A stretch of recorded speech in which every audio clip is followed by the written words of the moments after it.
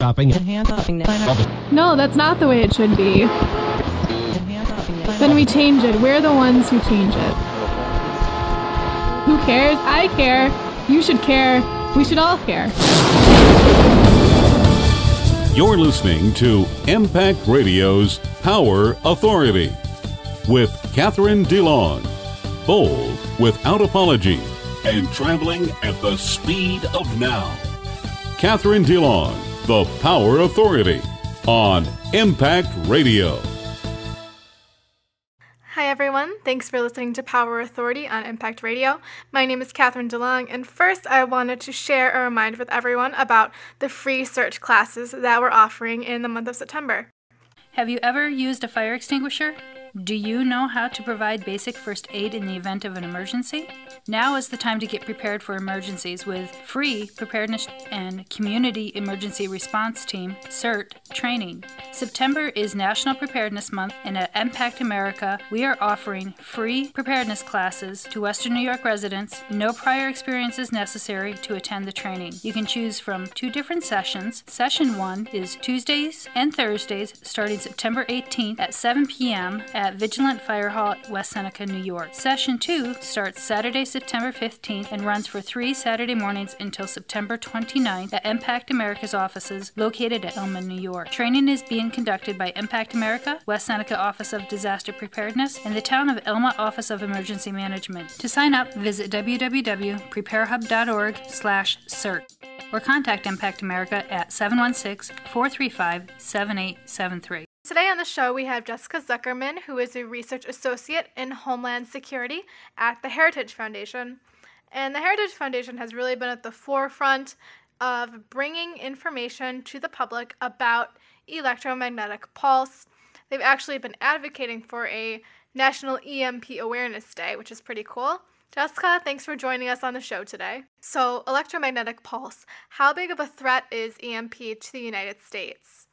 Well, just think back to August 2003, when a blackout across northeastern U.S. and Canada caused 55 million people to be without power. This had far-reaching effects on our economy and the lives of every American.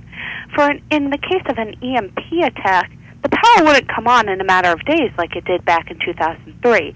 It would last years, if not over a decade, before we'd be able to restore power. And that just gives a taste of the magnitude of an EMP threat on the United States. What do you think is the greatest threat facing the United States right now? Well, that's hard to say. There's definitely a great many threats we need to look at, ranging from EMP to the continued threat of terrorism in the United States. In fact, by Heritage's count, there's been 51 thwarted terrorist attacks since September 11th. And that's something important to remember as we approach the 11th anniversary next week. What can our elected officials do to try to protect Americans from the EMP threat? Well, there's numerous things. For one, we need to make sure that we are recognizing this as a threat, and that's why Heritage calls for something called National EMP Awareness Day. We can also make sure that we're integrating EMP preparedness into our national recovery plans and making sure that we have the capabilities to respond in the event of such a disaster. Along those lines, we could also make sure that we are funding our missile defense sufficiently and making sure we are protecting the nation from the broader ballistic missile threat, which can cause an EMP attack.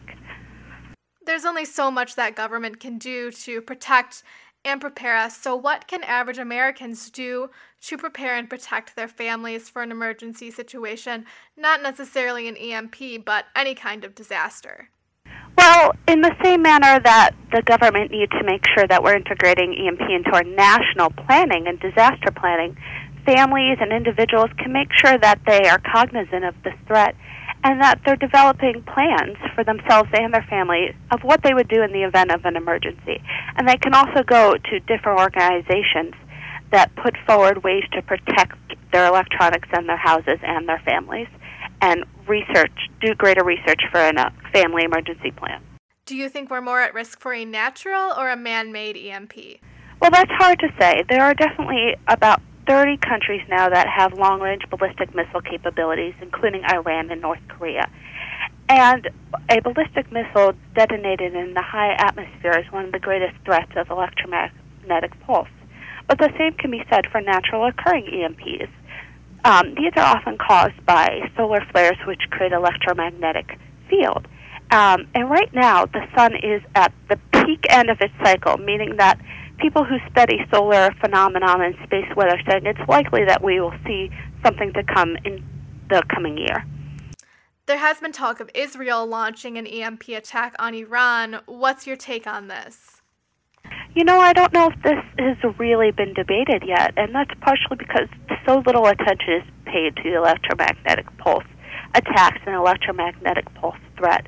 But this is just all the more reason that we need to be cognizant of this, and also make sure that we're looking at what countries have EMP capabilities, our allies and our enemies included, so that we're aware and can better prepare ourselves.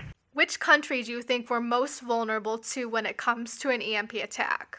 Well, I don't know for sure, but there's certainly been a lot of talk in recent years about the nuclear and missile capabilities of Iran and North Korea, and that's something we should look at. But also keep in mind, 30 countries currently have similar capabilities, and we need to make sure that our intelligence is looking at this threat. Do you think the U.S. would ever use an EMP attack against an adversary? Well, once again, I don't know for sure, since so little is being said about this, but that's something we should consider as far as our preparedness and our understanding of the threat. The Heritage Foundation has obviously been at the forefront of the EMP threat and bringing people information about it. We have a few people, Newt Gingrich, Representative Roscoe Bartlett, who have gotten behind this cause, but why aren't there more people who are involved in spreading awareness about EMP if it is such a threat? Well, I think there's there's two things. First of all, many people just aren't aware of this threat and don't understand its magnitude. But there's also complacency. We've seen this not just with the EMP threat, but also with terrorism. As we've gone 10 years since September 11th without a large-scale terrorist attack, people are beginning to become more complacent. There was a survey done on state and local leaders as far as their awareness of the EMP threat and preparedness. And while a vast majority of them were aware, that almost all of them also said that they weren't preparing for this threat. And that's definitely something we need to consider. Jessica, thank you so much for your time and being on the show today. And Jessica talked a lot about using legislation to protect the country from an EMP threat, but I wanted to shift to the private sector. In the midst of Hurricane Isaac, Stephen Horowitz wrote an article for The Freeman titled, "Who Prepares Best for Natural Disasters?" Horowitz and his colleague Sheldon Richman both believe that the answer is the private sector. Horowitz states that the real challenge after a disaster is often getting crucial resources, food, water, supplies, and fuels, to the areas that have suffered damage. The government failed to meet this challenge in Hurricane Katrina's aftermath. The private sector, however, acted much more rapidly and efficiently.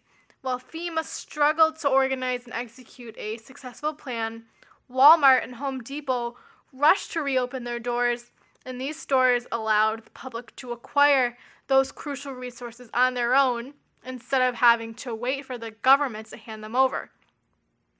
Horowitz explains that the private sector is very good at mobilizing resources, not only because they do it every day and not just when a disaster rolls around, but also because they exist in an institutional environment in which prices, profits, and losses provide both the knowledge and incentives to do it well.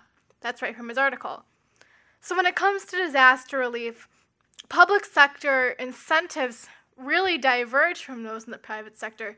Oftentimes, emergency situations are an opportunity for politicians to seek praise and take credit, even if it's unwarranted.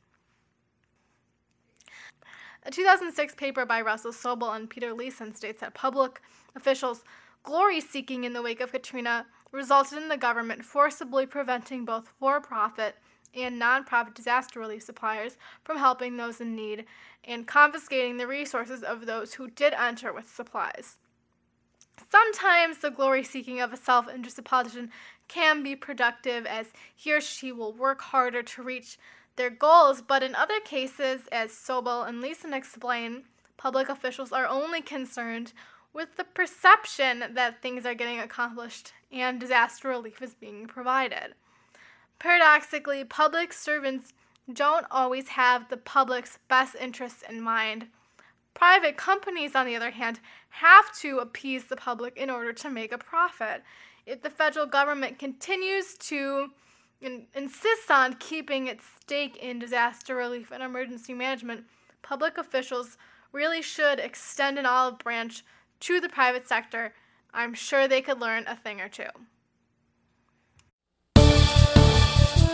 You've been listening to The Power Authority with Kathryn DeLong, only on EMPactRadio.com. For more information about EMPact America, contact radio@EMPactAmerica.org. That's EMPACT America.org.